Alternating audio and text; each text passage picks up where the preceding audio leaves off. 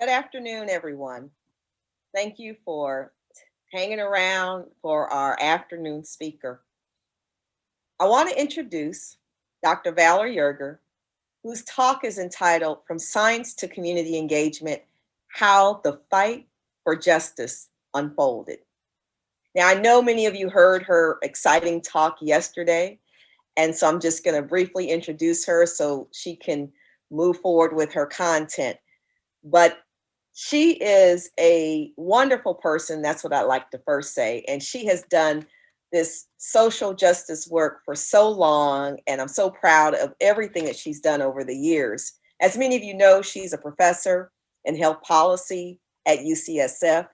She has over 20 years of experience in working in tobacco prevention and control and has made significant contributions to us understanding tobacco use among racial ethnic groups, including African Americans, and many of you know about her fight against menthol and other flavored tobacco use in our communities. She was actually one of the first researchers to do a qualitative study that looked at perceptions related to cigar use among African Americans. And as you heard her talk about this yesterday, she kind of stumbled into this field by doing some research related to tobacco industry documents and discovered how the industry has been targeting racial and ethnic minorities for many years to influence their tobacco use behaviors. Many of you also know that in 2010, that she provided expert testimony to FDA's Tobacco Product Scientific Advisory Committee on the sensory qualities and smoking topography related to menthol cigarettes. She is a founding member of the African American Tobacco Control Leadership Council and has supported numerous and countless local, state, and federal efforts to restrict the sales of menthol cigarettes and other flavored tobacco use. She's done an enormous amount of work educating our local policymakers, our national policymakers, and engaging communities through forums and town hall meetings across the nation. She has received numerous awards, including Truth Initiative's Sybil G. Jacobs Award for Outstanding Use of Tobacco Industry Documents, the UCSF Chancellor's Award for Public Service, and the Public Health Law Center's Game Changers Award. Please help me welcome Dr. Yerger, our keynote speaker, to this policy session. Thank you. Great. Thank you so very much, Dr. Fagan. To begin with, I must acknowledge that I do not have any actual potential conflict of interest in relation to this presentation. But Dr. Fagan, I just want to take a moment to say that during the past couple of decades, you have often given me strength in ways that cannot be measured. So before I begin my talk, let me describe what I mean by the fight for justice. It's creating a level playing field for those groups that are disadvantaged by the constant chronic inequities that keep members of that group struggling to meet their basic human needs. For this talk, next slide. The fight for justice is about getting rid of flavored tobacco products, especially menthol cigarettes. In terms of health equity, commercial tobacco control laws and policies are perhaps the most important public health measures for reducing harm and moving disadvantaged groups toward health equity. We know that within population subgroups, there are varying degrees of challenges based on the community in which they live. For example, African Americans living in a rural community in the South may face different or even additional challenges than those living in an urban environment in California. Likewise, African Americans living in a rural community may face similar challenges as another disadvantaged group living in the same community than they do with other African Americans living elsewhere. We often interchangeably use communities like the Black community when we're talking about a specific population subgroup. So it's important to pay attention to the context in which the term is being used. The fight for justice not only requires engaging communities, but guiding them to participate in whatever ways that they can. Having more input from communities leads to more impactful results. Next. I appreciate the opportunity to present on a topic that is reflective of the fact that this month, February, is Black History Month. I am reminded here, as we are all still meeting virtually, that COVID-19 has unveiled just how much African Americans and other population subgroups in the United States have suffered disproportionately. According to a report released just this week by the National Center for Health Statistics, Black men are experiencing a drop in life expectancy comparable to the years 1942 and 1943 when World War II was worsening. The report also revealed that the expectancy gap between Black and white people has widened. Surely, the COVID-19 pandemic highlights how smoking negatively impacts public health, and especially African Americans and other groups that are disproportionately using tobacco. It is more urgent than ever that menthol cigarettes and other flavored tobacco products be removed from the marketplace. Next. In my talk today, I will highlight how evidence gathered some 20 years ago continues to inform community engaged work at the local, state, and federal level here in the United States. Evidence must be relevant and presented in a way that is responsive to the needs of the community if it is to be impactful from the community's perspective. We also need to invest our time and resources to buy time and space for that community to understand the relevance of the evidence.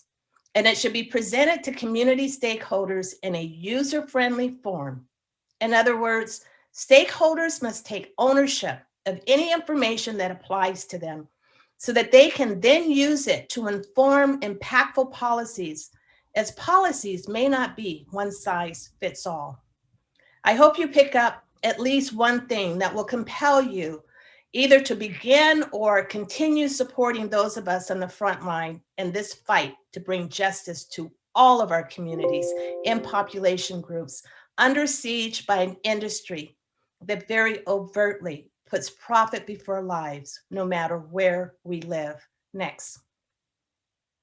I came into the world of commercial tobacco control at a very interesting time. The 1998 Surgeon General's report had been recently released. It focused on tobacco use among racial ethnic groups in the United States. The report cast a bright spotlight on tobacco-related disparities. Next.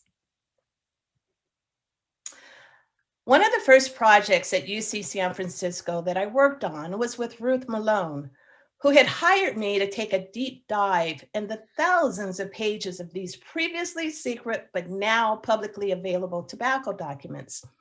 Dr. Malone's stack of documents heavily focused on the 1970s through the 1990s. Almost all of them were about the tobacco industry's marketing of their products in Black communities.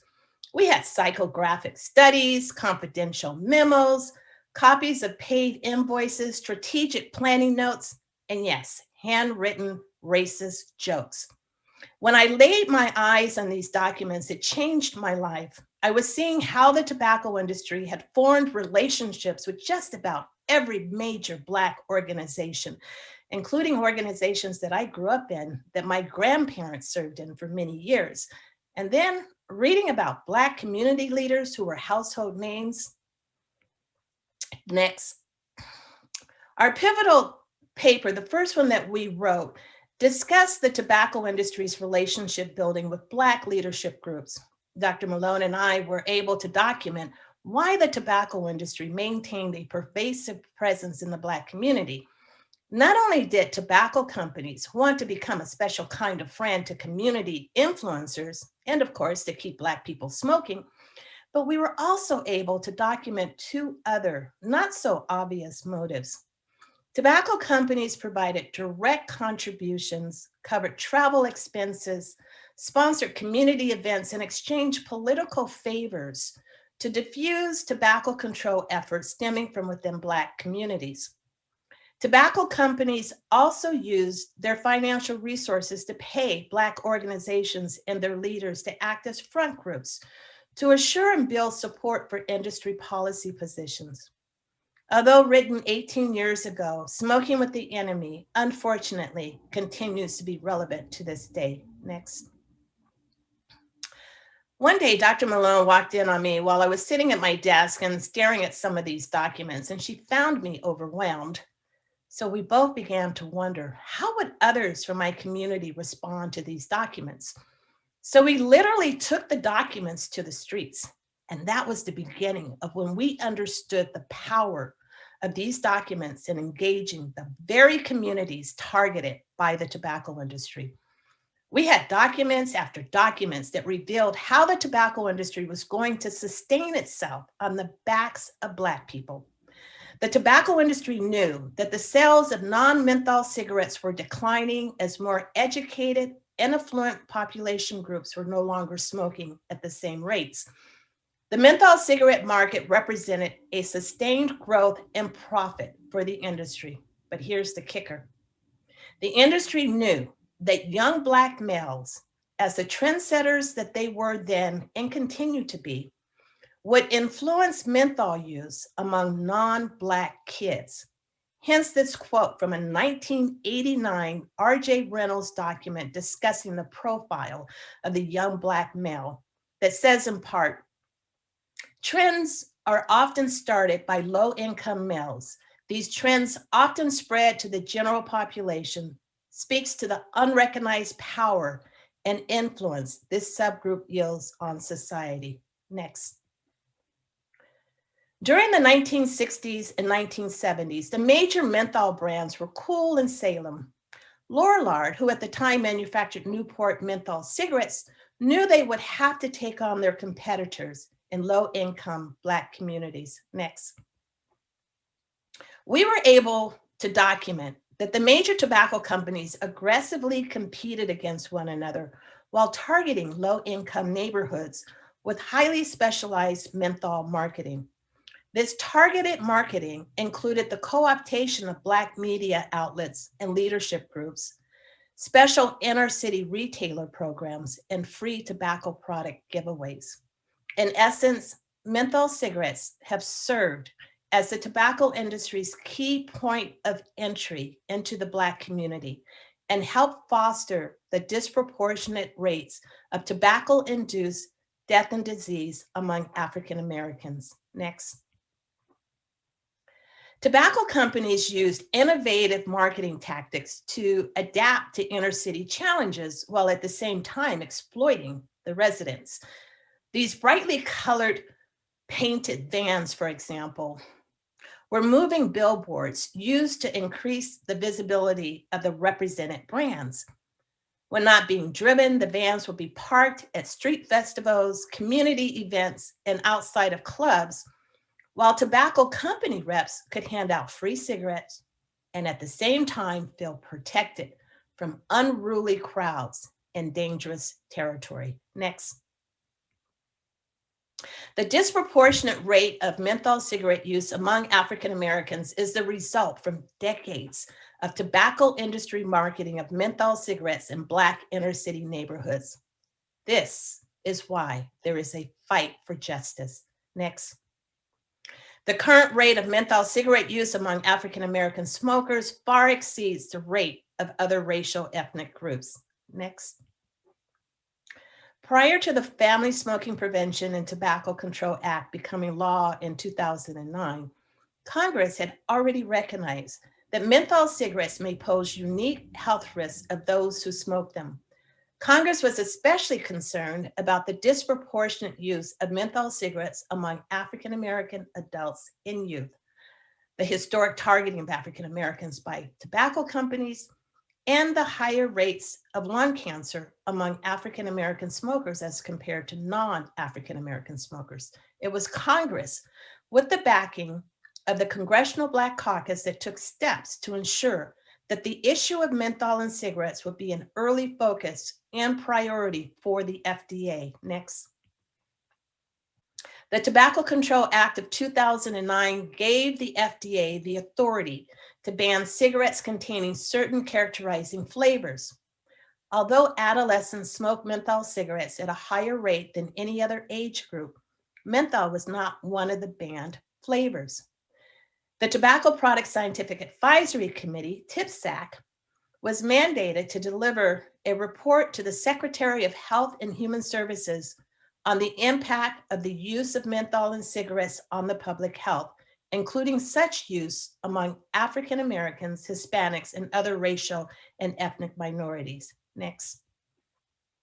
The TPSAC report delivered to the Secretary in 2011 stated that more likely than not, there is a relationship between the availability of menthol cigarettes in the marketplace and an increase in smoking experimentation and regular smoking rates, particularly among African Americans and youth. The TPSAC report went on further to say, quote, there is strong evidence indicating that adolescent menthol cigarette smokers are more dependent on nicotine than adolescent non-menthol cigarette smokers, unquote. Based on such findings and all the evidence review, TPSAC concluded that removal of menthol from the marketplace would benefit public health in the United States, despite the projected numbers of cumulative excess deaths and cumulative excess smoking initiation associated with menthol. And despite TPSAC attributing menthol cigarettes to the increased numbers of smokers and the lower cessation rates among menthol cigarette smokers, next. Menthol, a non-living thing, has received a protected status for years. Next. To be able to go further in my talk about this fight for justice, next, I turn your attention to the African American Tobacco Control Leadership Council, the AATCLC. The research papers that my UCSF colleagues and I were publishing on the tobacco documents were very useful to tobacco control advocates working at the grassroots level. Armed with evidence from the tobacco documents and already compelled to reduce tobacco-related disparities, a group of Black tobacco control advocates in California came together in 2008 and formed the AATCLC. I am, as Dr. Fagan announced, one of the co-founders. Our co-chairs are Carol Magruder and Dr. Phil Gardner. The AATCLC was already following the Tobacco Control Act prior to it being signed into law. We were concerned when we learned that the menthol had been excluded from the list of banned characterizing flavors in cigarettes for over a decade, from coast to coast and many places in between. The AATCLC has been leading the fight to expose the tobacco industry's predatory marketing of menthol cigarettes and other flavored tobacco products. A few of us were also working within our other membership organizations and initiating the process to adopt resolutions calling for a ban on menthol. And I will share more about those resolutions in a moment. Next. During the first 2 years following the release of TPSAC's menthol report, several activities were beginning to brew because the FDA had not yet taken any action on menthol. One such activity was a citizen petition urging the FDA to exercise its regulatory authority by adding menthol to the list of prohibited characterizing flavors for cigarettes. Signed by the Public Health Law Center and 18 national public health organizations and stakeholders, the citizen petition contained extensive information on the impacts of menthol in cigarettes, including the scientific evidence gathered by TPSAC. On April 12, 2013, the citizen petition was filed. To this day, the FDA has yet to take any meaningful action on menthol. Nearly 8 years later, on January 15, 2021, a supplement to the citizen petition was filed to update the administrative record with the most recent information on the impact of menthol in cigarettes. Next. We, as the AATCLC, used both scientific evidence and the tobacco industry's own words to engage communities in this fight. Though we tailored our messages to the specific audience we were addressing, one key point always rose above any others. Next. Menthol is a social injustice. It's important to frame the impact of menthol as a relevant and urgent public health issue.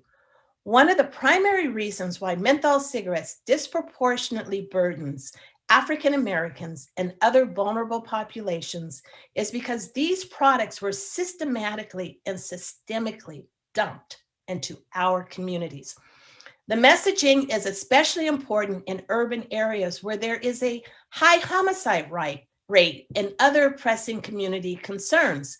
So we must elevate the issue of tobacco use and the need for local tobacco control policies, as they otherwise will appear to be less critical and important by comparison. Next.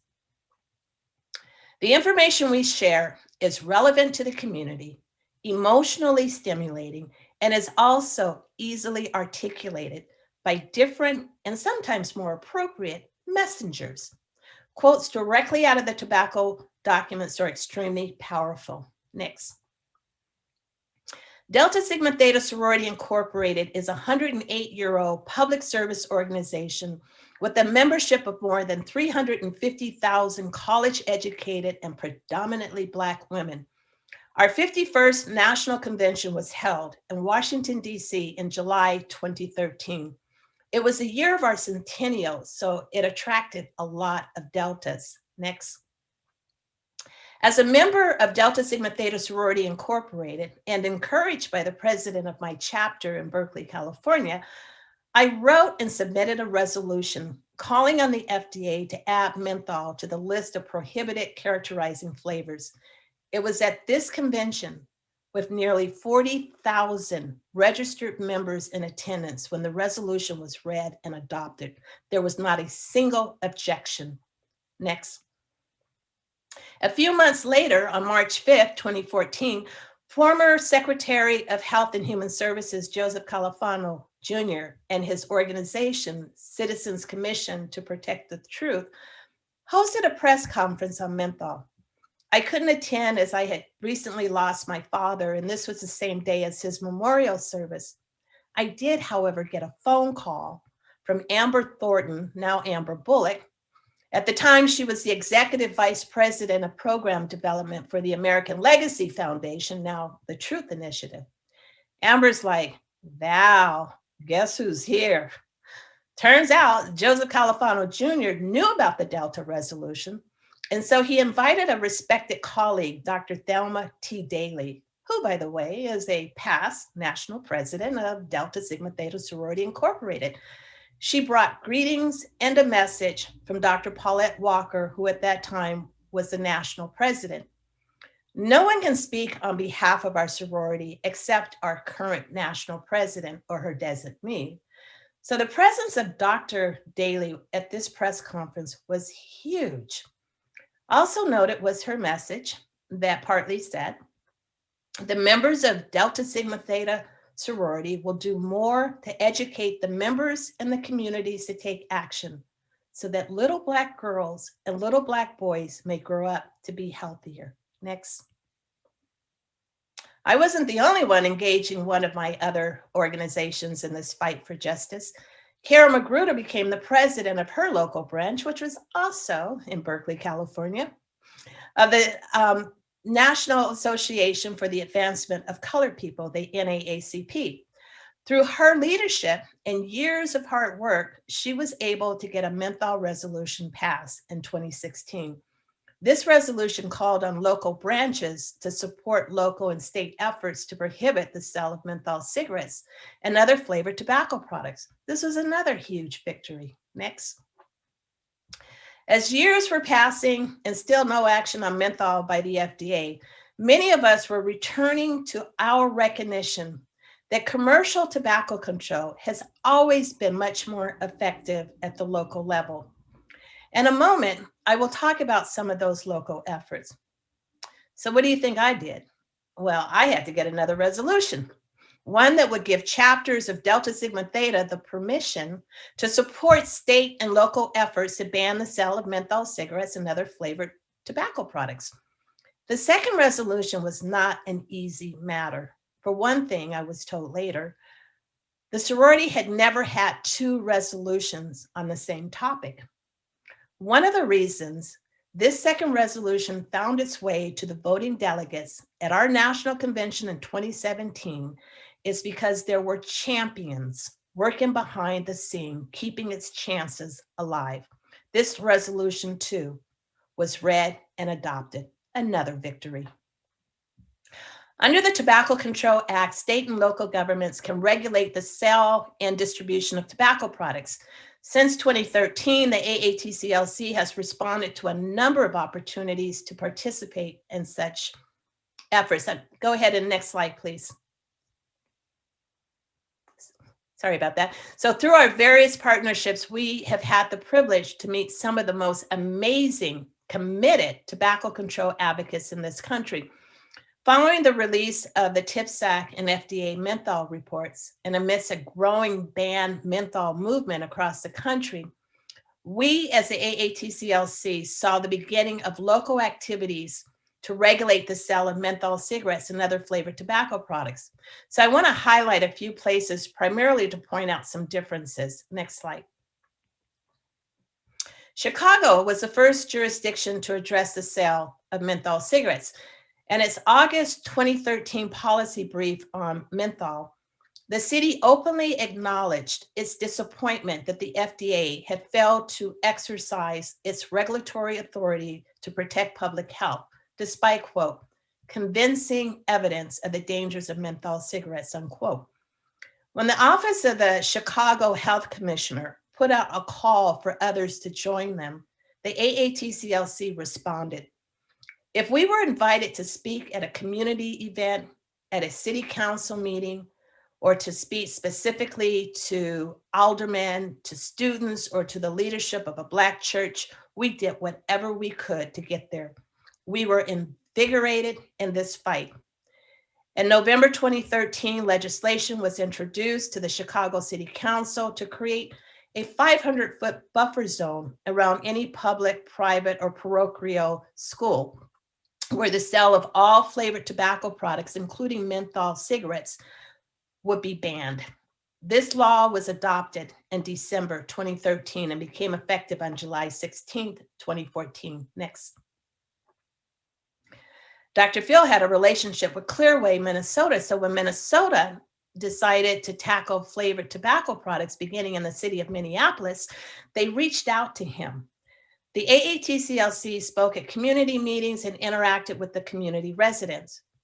For Minneapolis, for example, the buffer zone option was not going to work for them.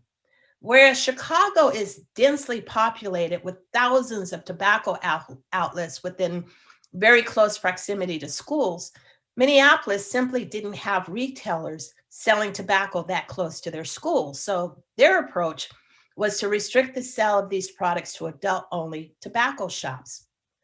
Menthol was not included in the initial law, primarily because, as Clearway, Minnesota was warned by local community advocates, the Black community in Minneapolis had not been engaged. Following a targeted intervention to engage with the local Black community, the flavor ban law would be later amended to include menthol cigarettes. Clearway, Minnesota, North Point Health and Wellness Center, local tobacco prevention groups, Black churches, and worked really hard to educate the Black youth and adults about menthol. Black elected officials such as State Senator Jeff Hayden and Assemblywoman Rena Moran were also instrumental in bringing resources to the community for this educational and advocacy work. Next. The AATCLC trio, that's Phil, Carol, and myself, presented talks on our menthol work whenever we could at national meetings and conferences.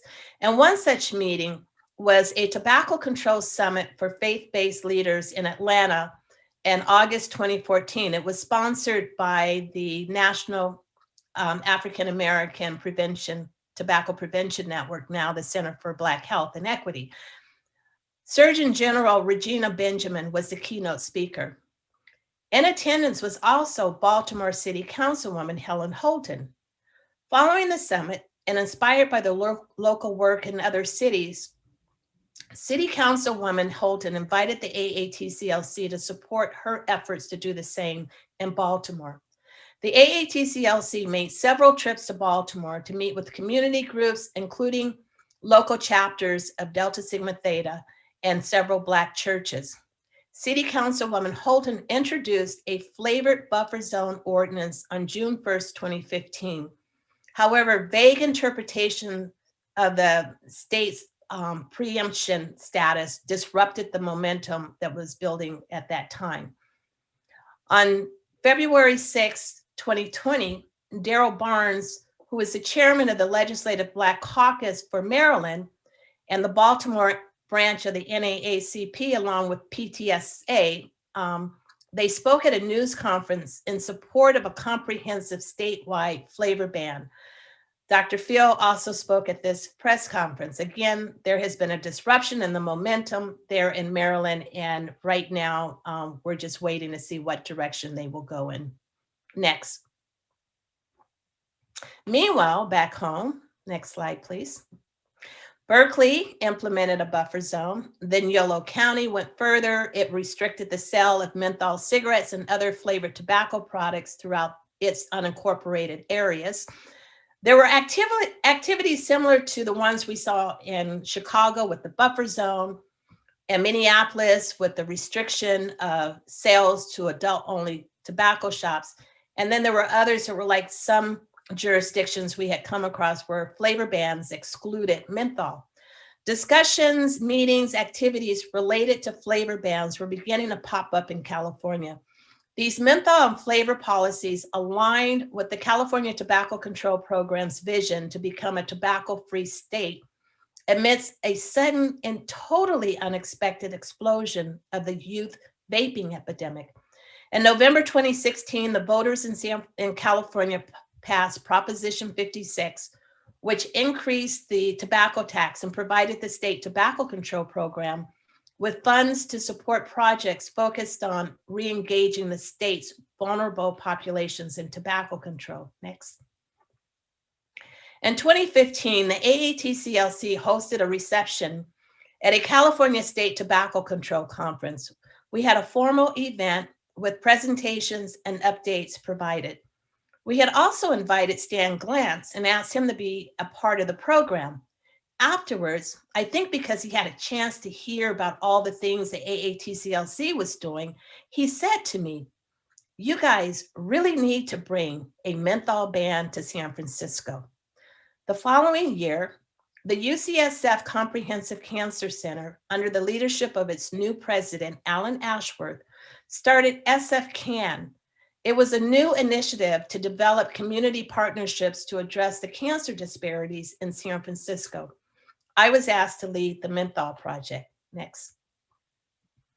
The AATCLC was the initiating force in getting San Francisco to adopt a jurisdiction-wide ban on the sale of flavored tobacco products, including menthol cigarettes. By the middle of 2016 and through the SF-CAN initiative, we established the SF-CAN Menthol Task Force, a collaborative partnership with the San Francisco Department of Public Health Tobacco-Free Program, San Francisco Tobacco-Free Coalition under the leadership of Bob Gordon, with Breathe, California Golden Gate, and Change Lab Solutions. Next slide. Members of the SF-CAN Menthol Task Force met with Supervisor Malia Cohen on March 7, 2017. After presenting her with our wish to prohibit the sale of these products, her response was, "Well, we successfully passed the sugar beverage tax the year before. We've been inoculated against big industry. Let's do this. Let's do a citywide ban. Why not?" So she introduced, for the first time ever, a comprehensive citywide flavor ban ordinance on April 18, 2017. Next slide. Just a few weeks later, on June 27, the San Francisco Board of Supervisors unanimously approved the ordinance, and then Mayor Ed Lee signed the bill into law on July 7th. It was to become the strongest law in the country to limit the sale of flavored tobacco products, including menthol cigarettes. The implementation date was scheduled for April 1st, 2018. Next slide. However, it was also the day when Reynolds American Inc., RAI, the parent company of RJ Reynolds, filed notice of a referendum. RAI immediately spent over $685,000 to collect the required 19,000 ballot signatures, which they got. On September 5th, the San Francisco Board of Supervisors was then required to vote on whether they would uphold the ban, which they voted unanimously to do. So that meant that the issue would be taken to the voters in the next election, which would have been June 5th, 2018. By the time of the election, RAI had dumped $11.5 million to fight the San Francisco flavor ban. Next. San Francisco presents a great case study of the need for a collaborative approach to address a public health concern that might be perceived as one that only affects a few. In its jurisdiction, San Francisco only had a population of less than 6% Black. Next. So we expanded our message from menthol being just a Black thing and increased the focus on menthol being a social injustice that affects other vulnerable groups. Our community outreach efforts made us stretch our networks. Who do we know that we can help to spread the word about menthol cigarettes and other flavored tobacco products, especially in these other disproportionately affected groups? So next, please. So we really put a focus on the role that menthol played in hooking kids to tobacco. Next. And some of our youth advocates were very, very instrumental in helping to get the word out. Next. And I just wanted to show that we had a very diverse group representing and advocating on behalf of San Francisco's flavor ban. Next. And here are some of the groups. We had our national voluntaries were involved, but we had a lot of local community-based organizations that helped us get the word out and advocate so that we could save San Francisco's ban. Next. Members of the local deltas came out and supported us by speaking at one of the Board of Supervisors meetings. Next. We have members from the local branch of the NAACP participating in press conferences. Next. And on June 5th, 2018, here are the results of the election. 68% of the San Francisco voters chose to upheld the flavor ban. So it was a huge victory. Next. Since San Francisco, there have been 82 other localities with comprehensive flavor bans. And there are still others with flavor bans that have exemptions. But I will say that many of those have been amended to now include menthol and to be, if they were once an ordinance that had an exemption for adult-only shops, they become jurisdiction-wide as well. Next.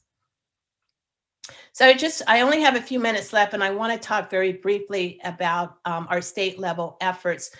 Just want to acknowledge that Massachusetts has a statewide ban on the sale of flavored tobacco products that includes menthol cigarettes. It was effective June of last year. Just a shout out for State Senator John Keenan, who was one of the champions for the bill. Next. And then next, please. So California State Bill 793 bans the sale of menthol cigarettes and most other tobacco products. There were some issues with the ban, primarily because it exempt hookah, premium cigars, and other products. But this bill is now being considered for an upcoming ballot, primarily because the tobacco industry has filed a referendum. Next. Just want to acknowledge the fact that, when we're doing good work, we're going to have some opposition from industry-backed organizations. We definitely saw some activities with SB 793 in California. Next. This was a mailer that went out to many of us in California. LEAP, which is a Law Enforcement Action Partnership, is just one of many Black organizations who we have been able to document a financial paper trail to the tobacco industry. They've been opposing menthol bans for years. Next. And I just want to also take a moment. This is a group of protesters outside of the state capitol in California, and they are there with the National Action Network, which is Al Sharpton's organization. And we know that they also have been, they have ties with the industry, and they've been opposing menthol bans across the country. But notice that some of the protesters are wearing signs that say SB 793 is racist and that Black Lives Matter. This is a popular tactic used by the industry to co-opt and exploit current social injustices. Next slide. And on this particular day that those protesters were in Sacramento, the air quality was 345. That is because this was one of the worst days of the California wildfires in Northern California.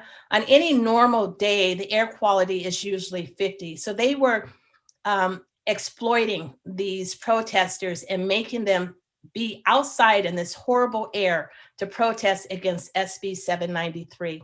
Next. Here is a quote. I'm not going to go through it right now. I just want to point out that Shirley Weber, who at the time was the chair of the California Legislative Black Caucus, she came out strongly in favor of SB 793, and she was insulted by the use of some of our Black clergy and delivering the message that banning menthol is a racist policy. If you ever get a chance to hear her 3-minute video, please watch it. It's very gut-wrenching to hear her speak on behalf of good public health policies. Next slide. So Governor Newsom signed SB 793. I do want to acknowledge, next slide, please, that because there's right now a current recall effort going on, so we don't know whether or not SB 793 is going to come up on a special election, which could happen this year. We won't know until March if there will be a special election, but whenever the next election is, SB 793 will go to the voters of California. I just want to point out that because 793 is being delayed, it will provide a very generous amount of profits to the tobacco industry while we consider the status of this bill. Next slide, please. And then we have some good trouble at the federal level. This particular fight for justice illustrates the need to use a multidimensional approach to developing good public health policies that requires work at the local, state, and federal level. Next slide, please. And I just want to acknowledge John Lewis, even though he's not here with us, but while he was here, he was a co-sponsor of the Pallone bill, which is HR 2339. And this bill would have actually banned and prohibited all flavored tobacco products, including menthol cigarettes. Next slide. And of course, I want to wholeheartedly congratulate Representative Karen Bass. She's the immediate past chair of the Congressional Black Caucus, but under her leadership as chair, she really helped to lead the fight to get HR 2339 passed. Next slide. And guess what? There's a lawsuit against the FDA. Next slide. Some of you might be aware that on June 17th, 2020, the African American Tobacco Control Leadership Council and Action on Smoking and Health filed a lawsuit against the FDA and the Department of Health and Human Services because they have failed to quickly address the public health issue of menthol in cigarettes. The American Medical Association joined the lawsuit as a co-plaintiff on September 3rd. And then on December 3rd, the National Medical Association joined as a co-plaintiff. We are calling on the court to compel the FDA to fulfill its duty to remove menthol cigarettes from the marketplace. Next. And these are, this is the relief that we're requesting from the court, that the court direct the defendants to begin the rulemaking process for adding menthol to the list of characterizing flavors that are banned by the Tobacco Control Act. And we want the defendants to do so within 60 days of the date of a court order. And we also request the court to direct the defendants to respond to the citizen petition. And whatever the decision that the FDA makes, we want them to provide a basis for that decision. Next slide. So in conclusion, let me just say that commercial tobacco control legislation is one of the more efficacious, widely implemented, and accepted transformative social policies. However, effective commercial tobacco control policy must be comprehensive, inclusive of menthol flavored tobacco products, including cigarettes, the flavored little cigars, and hookah, the very products disproportionately used by youth from disadvantaged groups. So maybe things that are so overt and so clear to some of us are now being unveiled to others, surely because of the COVID-19 pandemic. So we would like to say thank you for giving us this opportunity to talk about why it is more urgent than ever for the FDA to remove menthol cigarettes from the marketplace, to save Black lives, and to prevent the onset of smoking among all of our nation's youth. Thank you.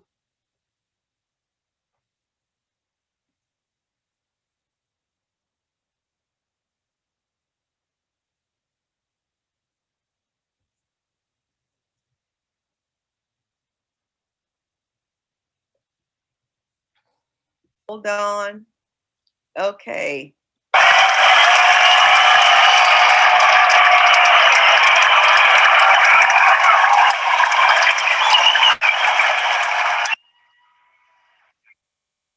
All righty.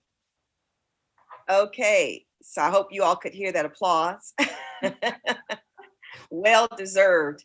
And Dr. Yerg, I want to just kind of walk people through what you have kind of reflected upon us today. And Derek Bell said this in Faces at the Bottom of the Well when he wrote the book in 1992, that we cannot simply prepare realistically for the future without assessing honestly our past. And I think what you've done is kind of walk us through, starting with the tobacco industry documents related to the evil marketing tactics, all the way up to this lawsuit and how you got there, and the people in the community and in academia and legislators and policymakers that you've worked with. So we really just appreciate, there's no level of thanks that we can give you and all of your compadres to just say how much we appreciate all the work that you're doing. We've got a couple of questions in the chat, and I'm just gonna take a couple of them. One question that came forward is that, some researchers out there have been trying to advocate for the banning of menthol cigarettes, but yet there are others who are out there saying, well, you're just going to contribute to the Black market. So do you want to comment on that? So that's a very good question, and it is one that we do hear a lot about. There simply isn't the data to support that. And one of the things that is important when you're hearing questions that are clearly to oppose any kind of policy that just makes sense because there's evidence to support it, you do need to look at the source of the question. So I will say that that's a very popular industry type question that we get. Okay, great, thank you. Another question, which is, lots of things in the chat about banning menthol and why it has not been done or excluded from the Family Smoking Prevention Act, as well as from any subsequent actions by the FDA. What do you think, separate from the lawsuit that's happening now, what do you think it's going to take for the feds and for even global communities to ban menthol cigarettes?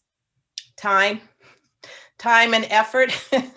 um, I think that many of us who've been doing this work thought that we could get a really quick, easy remedy by at least our government taking a very bold step. In the meantime, since 2009, if you take into account the 47,000 African Americans we're talking about menthol have died as a result of tobacco, you take that number, you multiply it by 10. There have been a loss of probably almost 1 million people from our community alone as a result of the FDA not taking any action. So we can continue to just wait on that and just pray, but that isn't really showing up to be the best route, which is why many of us have turned to supporting local efforts. So because states have, local efforts have the power to ban the sale, that's where we're putting our emphasis. And if the FDA turns around and they do what they're supposed to do, it just makes a whole lot of sense. And personally, I think it will give them some great PR to put people before profit or politics. I have one follow-up question related to that, because some of us live in a preemption state. So what advice do you have for those people who are in preemption states? Yeah, one of the, I think, saddest times I ever had after providing a talk was in Kentucky. I think I was there in 2019, and we had some victories here in California. And I always like to think that what we're doing in some places that are successful can be lessons for other places, given that they have to tailor them to their needs. And after my talk, there were a few advocates who came up to me, and one of them she had tears in her eyes, and she's like, "We can't do that here because we have preemption." And so one of the things that I did was I put her in touch with the Public Health Law Center, just because I didn't have the background to be able to provide her a question that would make sense and would provide her with directions on what they could do.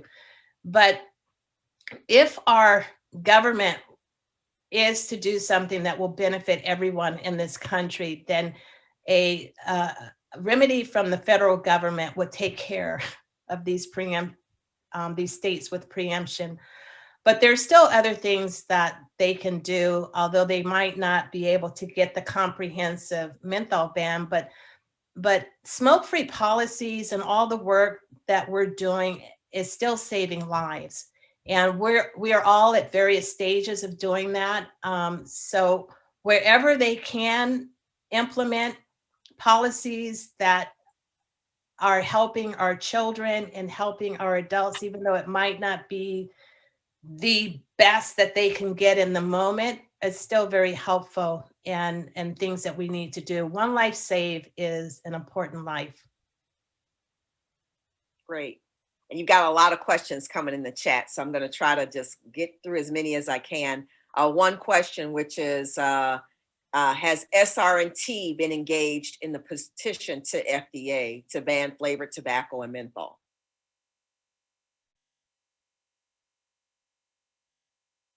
You're on mute right now, Val. I don't know how that happened. I think that is a great question for SRNT. I have not seen their names there, and I don't know if they have the ability to sign on to something like that. But I think those who are members should address that. I would say that they would be welcomed. We all would be welcome. And you've got some great leadership and the attention that we had, even with the President's Symposium talks yesterday. There's a lot of indication that people are tired of the social injustices that they're beginning to see. And for those of us who've been dealing with racism and discrimination all of our life, we've had moments to sort of reflect and to call upon our ancestors and the people who raised us in terms of dealing with things that are very, very difficult today to deal with. We have that as strength. And for others who are seeing things for the first time, it's very, very difficult. And sometimes you get immobilized as you don't know what to do with all this. And then you want to get active. And I think that we need to take advantage of those opportunities to work together. I really did try to express with the example of San Francisco of how important it is for us to be collaborative and to come from different subpopulation, from population subgroups to community advocates working at the grassroots levels to those researchers, those in academia. There's a place for all of us to get this work done. Because as long as there are groups that are suffering and they can't make their, basic needs, they can't get those basic needs met, I don't think many of us can continue keeping blinders on. It's like once you start seeing, once you're woke, it's hard to go back to sleep. And that's one of the things that I think a lot of our colleagues are going to be experiencing. And I think that we need to take advantage of this. So if your access to helping us in this fight is through SRNT, I think that that is something that should be considered by the membership. Yeah. And so membership, I hear Dr. Yerger challenging the membership to go to the leadership of the organization and pose that question to them. So this organization has thousands of members, and so that should be taken to the membership.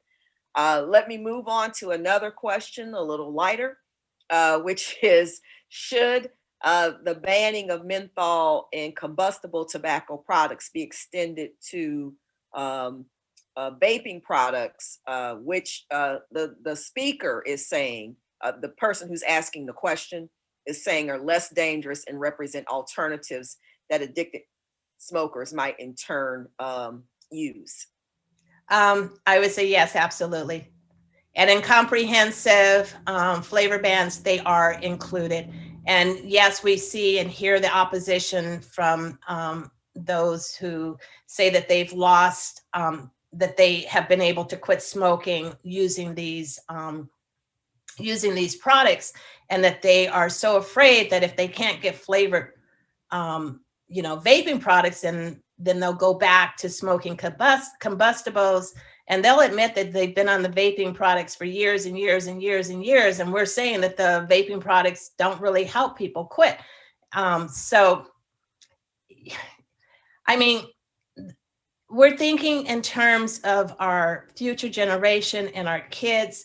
Our kids have to be protected. There are groups that have been disadvantaged because of the predatory marketing of these products. And yeah, it should be extended. I will definitely continue with that argument. I would further add that an important question is this issue of relative harm, and to whom does it apply? When we're talking about things from a health equity and disparities perspective, does relative harm apply to communities that are already oppressed and suffer from multiple substances that are already harmful to them? So it's just a question and a different way of people thinking about it. Here's another question from the audience, which is, I think this is really a question for the organization, but what advice do you have for SRNT with regard to industry presentations and at the meeting and publishing in the nicotine and tobacco research journal? That is such a political question. So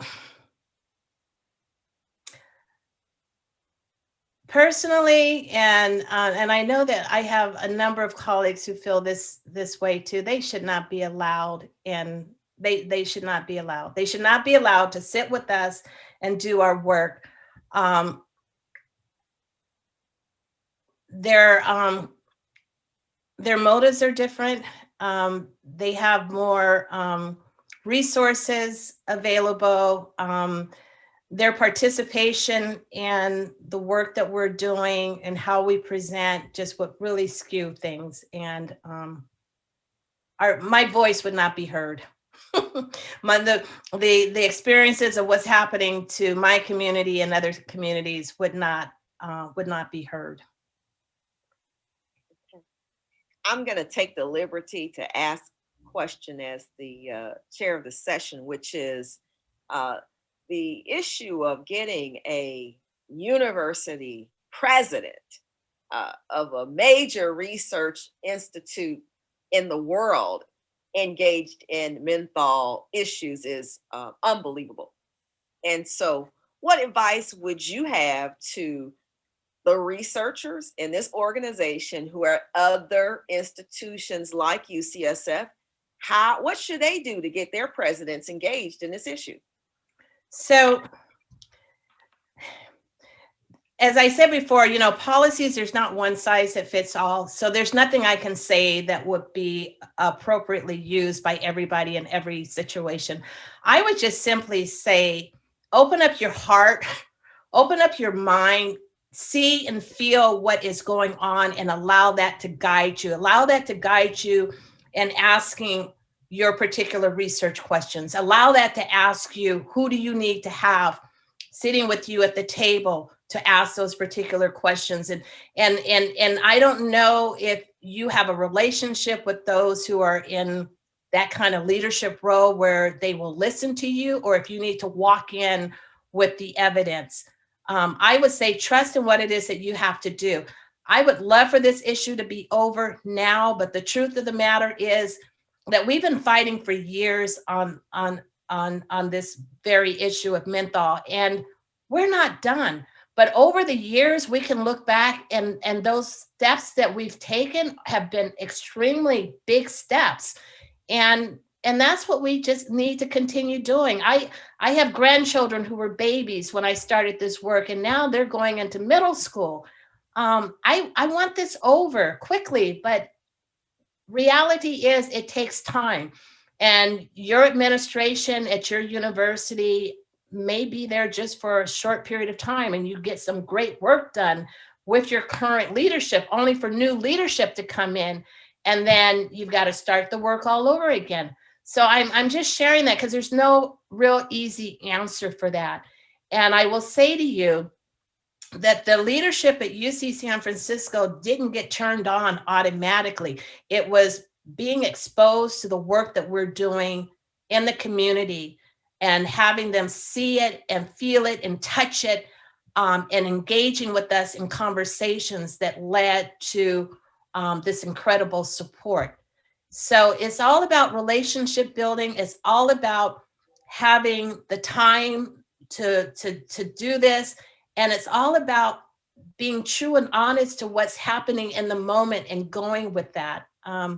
And having a script and having that stuff doesn't work. Not when you're talking about something that is so sensitive. We have definitely had the opportunity to work with community leaders who used to be on the other side, who are no longer on the other side. That didn't happen at once. It happened over time, and it happened because we would go into those relationships, not pointing the finger at them, because, you don't point your fingers at people. We don't point our fingers at smokers. We utilize the smokers in our community to help with the message. But you go in there with an understanding that maybe they just don't know any better, but it doesn't even matter why they do what they do. You go in there with your intent to help provide some guidance and to open up their heart to the fact that we have people who are dying. There are 47,000 family and loved ones here in the Black community that are here today with us who aren't going to be with us next year. So this is a real issue for us, and it's not just a matter of being behind a cubicle and getting your work done, which I used to do that, but to be at the community level and to really work at the grassroots level and see how the work you're doing can really make a change, even if it's one person at a time or one community at a time. Otherwise, what's the point of it? Yeah, great points. Another question about the marketing tactics, which we know that industry certainly disproportionately employed uh, towards Black communities. And the question is, did we see the same thing in Canada as well? In terms of the decades long, Of the marketing to African Americans. so I will say this to you. The documents that I looked at were focused here in the United States. I did not take a look as much as what was happening outside of the United States. I do know that there are other researchers who did do that work, and not just African Americans or Blacks in Canada, but also other groups even within the United States. So I would say that's a great research question. But I will also say that based on what we know from other researchers and other groups, what the industry did to Black folks was very similar to what they did.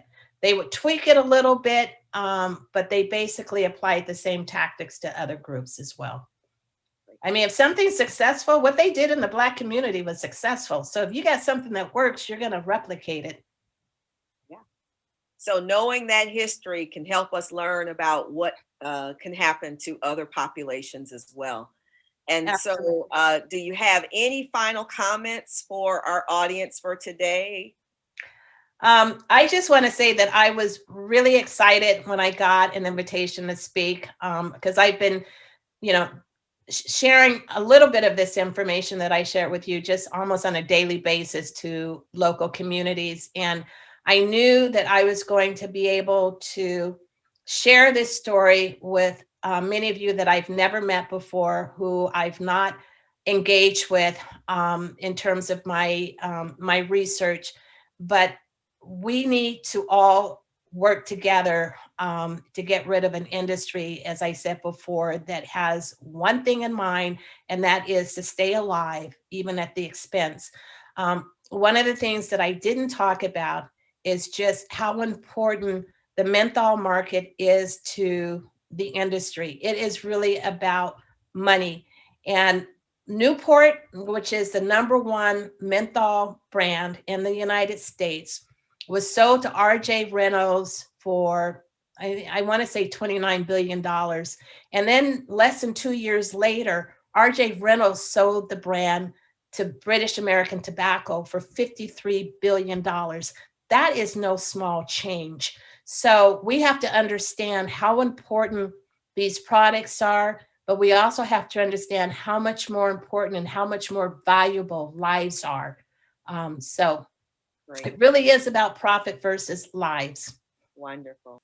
All right. Thank you, Dr. Fagan. Okay.